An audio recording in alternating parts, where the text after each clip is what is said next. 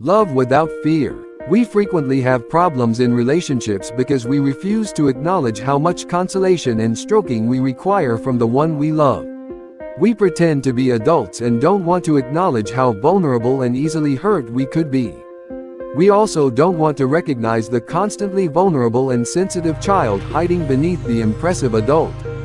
This causes us to become numb in the face of small things that have undoubtedly injured us. A missed warm comment here. A lack of touch there. Bring up the drawbridge quickly and silently, and instinctively get ready to point fingers. We constantly remind ourselves that we have a ton of work to complete and that we need to spend more time alone.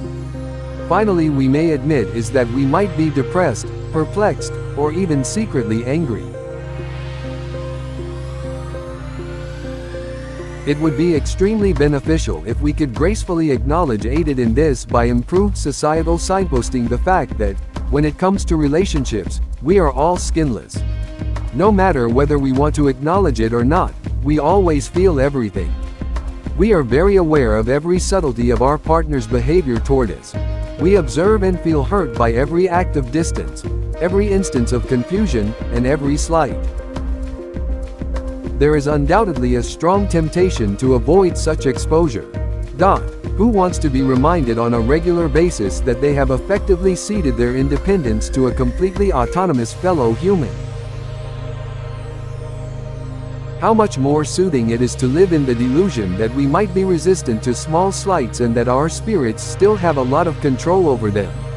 Yet accepting that once we fall in love, we are compelled to feel everything that occurs between ourselves and a partner would be fairer and considerably cleaner.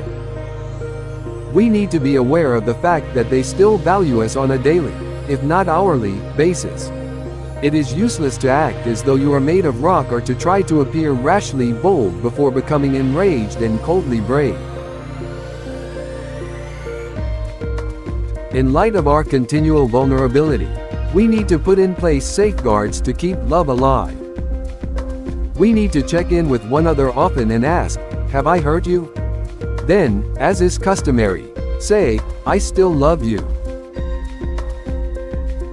The ability to approach love with such intense, almost unbelievable sensitivity is not a symptom of being childish.